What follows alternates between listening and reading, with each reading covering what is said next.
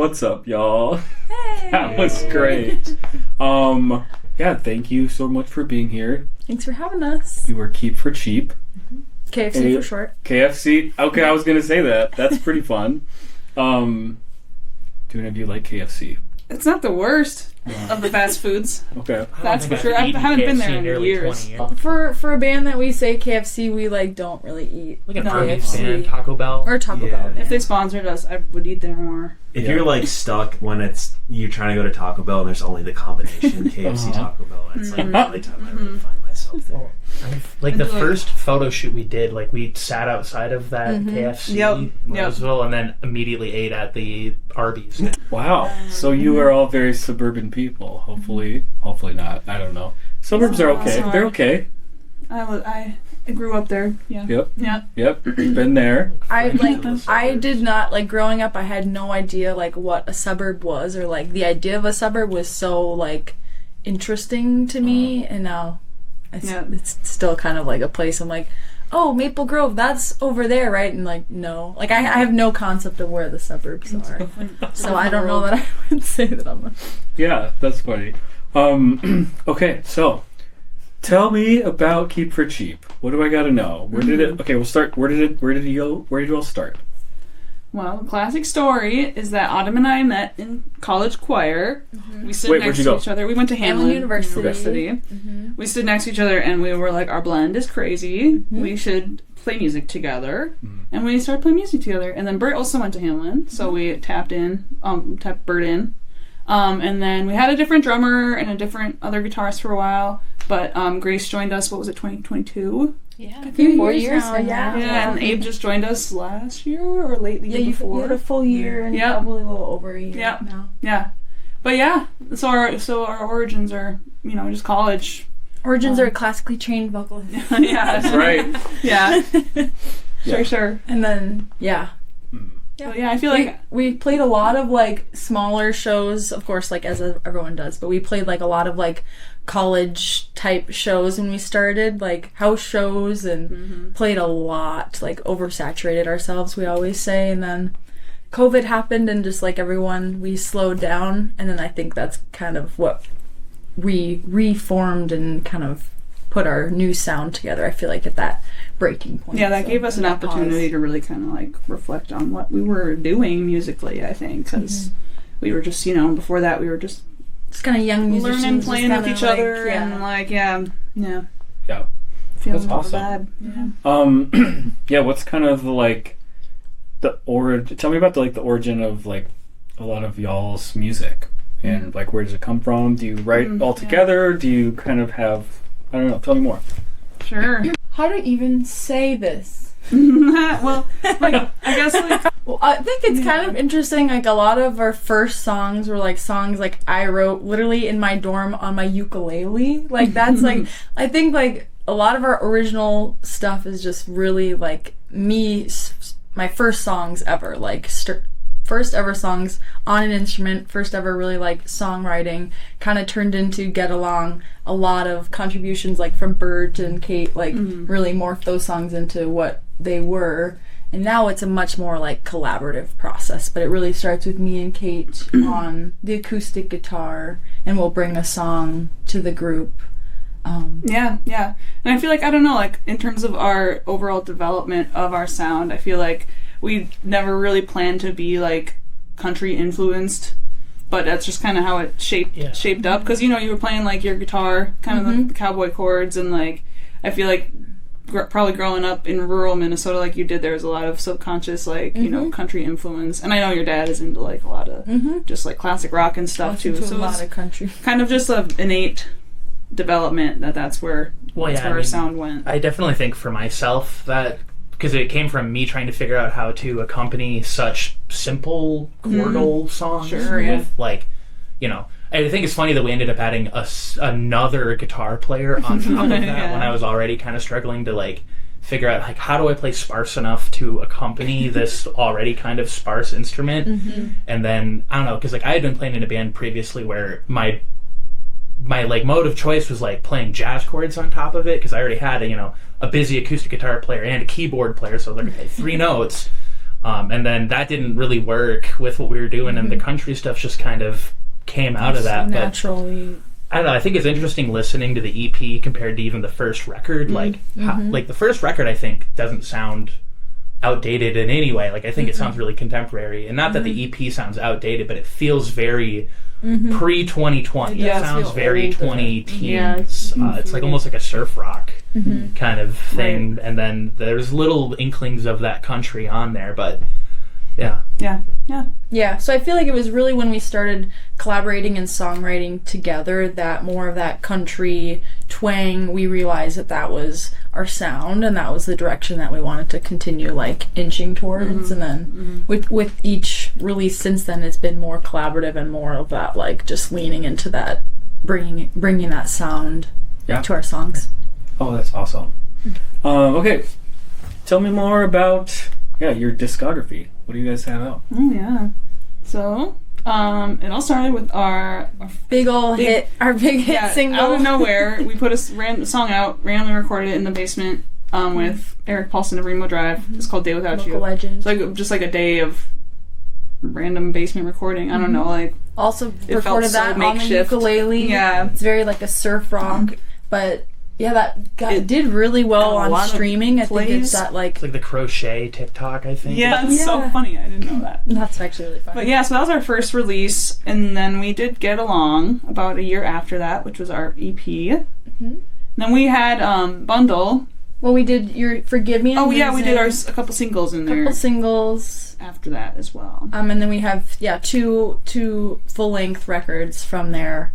Our first one, Bundle, and then Big Grass, which we put out at the end of, it was like August 29th of 2024. And then we've just put out our most recent single, Pennywise, over Halloween time. It's our spooky single. Yeah. But Yeah, so it's stacking up. It's kind of slowly stacking up. It's exciting to recount that. yeah, to go back, like our most recent album, Big Grass, that was one I felt like we really had our hands, I feel like, directly on the album. And Abe here was kind of like our direction, or our introduction to Abe in the band he was our producer and mixer and engineer for that first album. We obviously knew of him before that, but so that was kind of fun. He knew the songs and then joined the band from there. Yeah. But smooth transition. So a question that comes to mind is, so your first single kind of popped, and then has your other stuff popped, like, or was it kind of just like kind of that, and then because I guess like one thing that I've always felt sadly fortunate in is I've never had anything pop, so it's just kind of always been like, okay, about the same amount of people care about everything that I make, so like I'm never like chasing glory or anything. Has there been any like has there been any sort of like comparing to your past self stuff going on, or I think it's just cool that song, that this like almost like throwaway single recording, we have a better recording of it from our first EP. It's not to disparage the first single, but it was very much our first, like we didn't really know what we were doing, like you know, but you know, it's just one of those things where it's like every couple months I'll go on and be like, wow, where is it at now? It's like, 1.85 million, or it's probably above that now. It's 2 something million. I think it is 2.5 which is or something like that. but then like all the other songs, like they've got respectable streams, like normal respectable streams, you know. And I'll say like having that one, not that I'm like thinking or comparing to that one per se, but having that one have the success has helped our other streams too, because it just only like there's more people finding that one through whatever it is, random playlists, or they have that one on their playlist that it's just crazy the amount of weekly streams we see. So I think people are finding our other music through that song, and which is like, our other music is so different than that song. So it's like, I don't know, in that way it's interesting though. It kind of brings me to like, I don't know. I think we got to put out a live record because we it's talk about this too. Where like our recorded music is so much different than how we sound live. Like I think people are kind of shocked sometimes how loud we are. Like loud and noisy rock band. When our first record, at least, is kind of very poppy. The second record's also like more rock and roll, but it's I think we have this kind of sort of drive to like kind of button it up like a little bit For when sure. we're recording. But it's never going to come across the same way. No, I mean, well, you know. We could get a little louder, get but a little it's louder. not quite the same. I think we're all very nervous in the studio. That's sometimes. true too. That's true Which too. makes us a little hold back. We're like, we're working on our next album right now. We're like in the very early stages of like writing new songs, and we're talking about this time. We always say this time when we go to the studio, we want to be really ready. Yeah. And it's like every time we just kind of that impromptu vibe is good, and we kind of I feel like just is what we need to do to propel us forward sometimes. But well, I mean, it was negative 20 when we were recording the last record, and like I think I got super sick the day before the first. We had to push I the remember session. that. Yeah. It was so frozen. Just lost like a third of our time in the studio basically from that. Yeah. Dang, that's funny. Well, I mean, way to go. Like I've seen people, one of the early releases goes crazy, and then that's like their new benchmark, and then they don't hit that again, and they're like, I suck, I'm gonna quit. And that's just sad. Yeah, it is. It's weird. You don't have control. Like, the way things go on the internet, it's like you never know what's gonna happen. And I mean, I don't know. And sorry. Oh, that's okay. It's just funny too, because that was at a time where we had no social media presence. We did not promote the song at all. Like, we did no videos or nothing to do it, and it just like is the song that like took off. So it's kind of like, nothing matters. It doesn't matter. Put stuff out so it happens. Like, have a good time. Just make music that you love and put it out. Yeah, and I don't even think about the internet or like streams in terms of like what people think about us, because like I don't need to, because every time we play a live show, there's always some guy, or whatever. But we just played at First Avenue last week. Yeah, that was fun. And so fun. I think it was like the guy that did the lights or whatever came out, and he was like, "You guys local?" We're like, "Yeah." He's like, "Shit." All I needed, this guy that's seen 100 million bands and is so jaded at everything. It's like, oh, damn, you guys are good. That's cool. That's cool. You guys all local? Yeah. So. Oh, yeah. Okay, wait. So, yes. What was it like playing First Ave?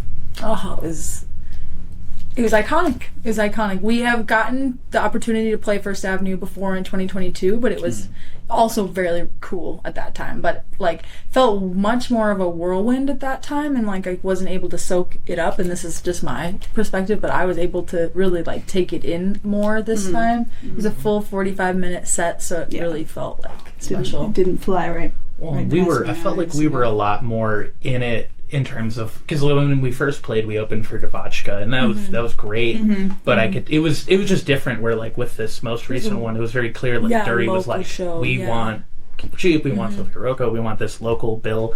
And with Devotchka, it was just we were very fortunate to get it, but it was very clear that it wasn't so much this like Keep for Cheap needs to be on this bill. And we were in the secondary green room, and it was just like it was just a little different. We were local support as opposed to like we were one of direct support, which is great to be in that position. But like I was playing a game of Magic with the people from Dury, and like we were just it was so fun. It was cool. I forgot we were at First Ave when I was on stage, but that off it was like every once in a while I'd look up and be like, oh my god, crazy. Yeah, it was a fun one. Yeah, nice. I mean, how much are you playing around town these days? You guys go on the road at all? Like, what's the deal there? Yeah, we. Sure. Yeah, sure. We try to tour like once a year. We try to do some like weekenders a couple times a year, like get to Milwaukee, Chicago, like closer cities. I feel like it's been fun to see maybe a couple more people come out in Milwaukee every time, stuff like that. But locally, we're kind of doing like a show a month these days. I'd say that's about the rate that we have it. But we've got a couple good ones coming up this summer, so it's gonna be a busy summer. What do you have coming up? We're gonna be. Can we say? We're gonna play at Art World. We're gonna play the MIA this summer. What else do we have locally? Well, we have March 28th. We're playing a fun show with Kate and all of her bands. It's really fun, and Abe's band too. Abe is in both of Kate's other bands actually, so that would be really fun. March 28th. What are those bands?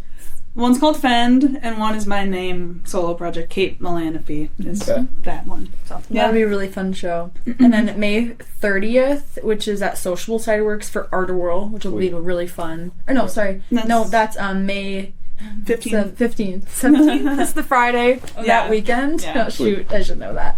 Put up on screen. 15th. Yeah. I think it's a 15th, but yeah. And then we'll be playing, May 7th at Pillar.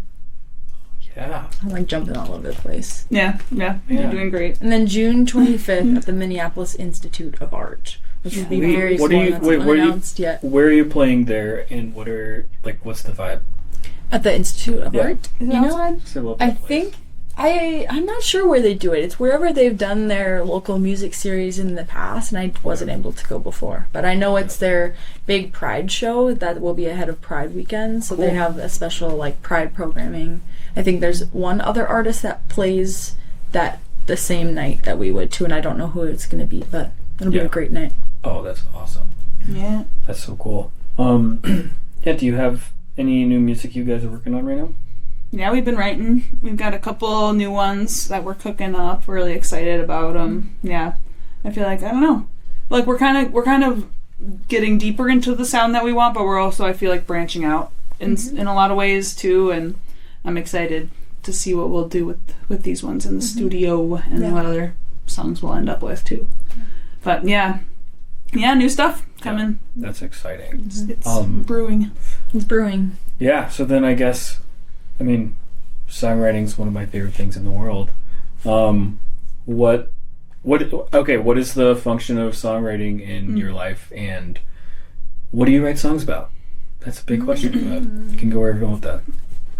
I can start if you want to think. I guess, I don't know, when I started writing, it was I guess it still kind of has this function. It's very reflective. It's kind of journaling, but it's, for some reason, it's helpful for me to, have the lyrical structure a lot of the time when I'm doing that, so it's kind of I don't know, it gives me a reason to write my thoughts out in a way.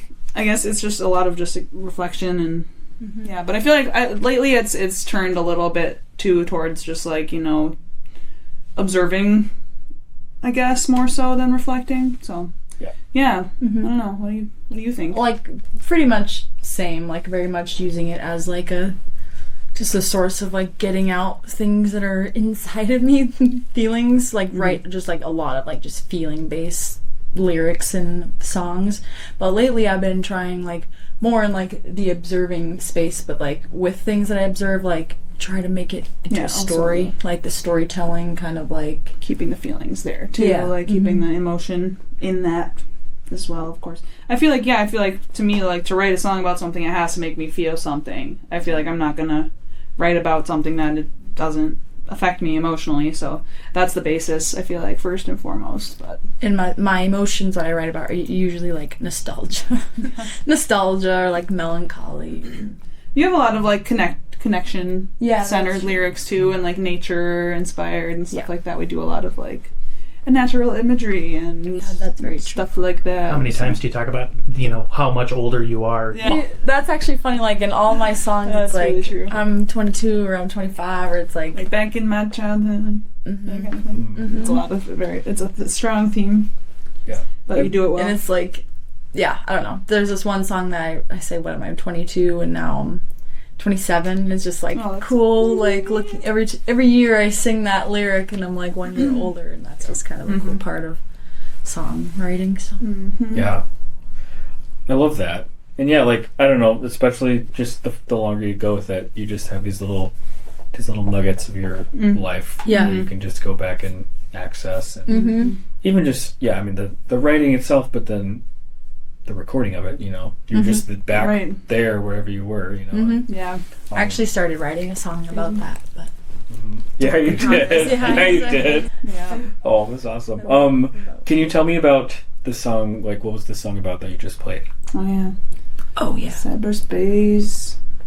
It's kind of about about the internet and dooming and wondering where it's all leading us and questioning it, I guess. I feel like if you wrote the lyrics, but that's we talked about this in the car. It's this like the idea of like we all doom rot or doom scroll, and like there's so much just like random content out there that we're all consuming. Like I consume it too much, but it's just like, where is that all gonna go when we're all gone? And that is taking up, like, the idea of cyberspace is this like virtual space, or this space that we don't think we can touch, or that it doesn't exist, but like that is taking up physical space somewhere, and it's actually harming our world. And so it's like, what is it all worth it in the end? And it also asks questions like about like social media and the idea of like, do we need to be seen to like feel like we exist? Yeah, like the false connection that it provides. And yeah, I feel like it's a very like prescient song. I've been having this weird experience over the last couple of years where like I've read a lot of like science fiction from the 80s and 90s, and then like it was one of those things where I was reading and I was like, this seems kind of on the nose, and then the last last year or so with all the AI and stuff, I'm like, oh man, no, it's only seems stupid because it felt that you would be dumb to get into this position, but here we are. Almost too on the nose, but it's like, well, if something's on the nose, it's gonna kind of more likely to happen in a weird way, Yeah, for sure. Yeah. This was like a couple weeks ago, I was doom scrolling, and I saw something that was like, it was like an image of Facebook from like 12 years ago. Oh god. And I'm like, yeah, because back then it was like, it was all your friends and what your friends were doing. Yeah. And then I just opened Facebook, and then I'm like, oh my god, it is 90% just a bunch of shit. Yeah. So I just deleted Facebook right then. I'm just like, this. I don't know. I couldn't believe how. Why do we go on social media? It's to see our friends, right? The tech companies are like, actually, no, I want to get in there, and oh my god, it's so annoying. So, that's a way to write a song about it. And yeah, I do. It is funny because I feel like we were all in these small communities, and then the internet made everyone connected, and then now we're like, no, let's go back to our small communities. Yes. Like real life interaction. That's super cool. Yeah. Well, then let me think. I mean, okay, I'm gonna finish with a question. Let me think of a question. Hopefully we'll have an answer. Hopefully you'll have an answer. Okay. Since we were talking about this earlier, and I want an answer from each of you. If you had to describe Keep for Cheap as a fast food restaurant, what would it be and why? Can't do the obvious one. I know, I feel like I want to do the obvious one. You definitely can do the obvious one, but everybody has to do something. The vibe kind of fits of KFC, I will say. Like, it's, Well, that was being my answer. This guy looks like the Colonel. Yeah. There's that. But I gotta say, though, Culver's, because we are a Midwest band, down home cooking. Sorry. I think that's, just like, kind of a wholesome vibe. Yeah. And Culver's just rips. Yeah, so good. Yeah. Butterburger. Butterburger, let's go. Buffalo chicken tenders. You got the fried shrimp is pretty good. It might be scary, but it's pretty good. You can't deny the freaking custard. I'm gonna just say KFC though. I'm gonna say the basic answer because finger picking good. We got the Colonel in the band. The colors fit. Like, that's it. Kentucky loves us when we played there. Love it. Culver's is awesome, but I feel like we're low-key kind of a Taco Bell band. Maybe that's just me, but like everything about us just kind of screams Taco Bell. So yeah, there are a lot of vibe in it. Love it. I don't know. I mean, I think we're kind of an Arby's band. Oh, it's got the hat. Cowboy hat. True. Curly fry. Curly fries, but it's also like you're the curly fry. But like Arby's, you can get jalapeno poppers, you can get buffalo chicken sliders, you can get a Euro, you can get a Reuben. Wait, what happened to Arby's? That's amazing. You can get a Euro at a rundown. Because this is a band that has a lot of range. I mean, like the whole prairie rock thing that we talk about is like we have our. We're an indie rock band that has like country and blues and folk, kind of stuff in it, and then like, it's undeniable that there's like he asked us a serious question, and then, there's undeniably this undercurrent of like noisy experimental kind of like you're the pedal man, I'm I'm kind of a pedal man. They have those at Arby's too. Yeah, so, They got pedals. They got Arby's, guitar for pedals sure. at Arby's. It's loud. It's a Alright, what do you bewilderment. think? Well, so my number one choice is going to be Culver's. Sorry. My number 2 choice was going to be Taco Bell. Believe it or not, my Oh. number 3 choice was also going to be Arby's. Wow. So, you know, I'm going to say there is Wendy's, but I wouldn't consider. We do I don't think Wendy's. we've ever gone to Wendy's. Yeah, we do. Ooh, we've hit up Once. the Wendy's. Burger King? For sure, I have a great Not memory Burger of us going to Wendy's. I remember on when tour. Maybe that was putting the Finn, wrap. actually. We got the wrap at Wendy's. I feel like maybe there's like a little bit of like Popeyes in there too, like some like spicy chicken, some like Yep, something that like the actual Yeah, KFC for couldn't sure. pull off, but like you know. for sure. I mean, and then there That are hot regional I'm getting chains too. hungry. Like we haven't really gotten to the chains that are not around us, but if they're not in the Midwest, like we can't claim that. We're a boba store. Store, what? I'm just kidding. I just love The boba. store. just a I little feel like we bit. always hit like a Thai restaurant we're- or something. Yeah, we you do. know? Yeah, yeah. Bagels. Yeah, Herbert's and Yeah, Gerber. we're a bagel. Herbert's and Gerber. Now I'm just I'm hungry. thinking Oh, of the yeah. brewers. Anyways, yeah, we could go on and on. You could. We're cup I mean, food. We're cup foods because you could just get Cup anything you food's hot, want. but Cup food's rotisserie chicken. Your Cup food sushi from the gas station. No, we're Quick Trip. No, Wait, no, what's the one that we like? Yeah, we like Quick Trip. Quick Trip. yeah, that's the one you like. Yes. You got cheeseburgers, you got corn dogs. yeah. The You could go on. You love the turkey cranberry wild rice bread sandwich? turkey sandwich with cheese. Man, we just had Anyway. so many different food words We're a just white now. Well, yeah, we're just We're a white the monster. 24 ounce. 24 ounce? With the screw cap on it Oh my god. They got them in That strawberry. seems like you and strawberry, ultra get strawberry. 18 to order that. You know, full name, government name on that. Oh my god. Ultra strawberry drink. Okay. Man, well, that is a great way to describe your band. Holy cow. That's amazing. A word cloud of all the Yeah, I get it now. You know, Cool. oh my gosh. Amazing. Well, we can wrap it up there. Thanks so much for coming. Yeah, Thanks for having us. Lovely song. Awesome. And yeah, best of luck with everything. Thank you. And Thank you. go get some fast food. Yeah. Wonderful. Yeah.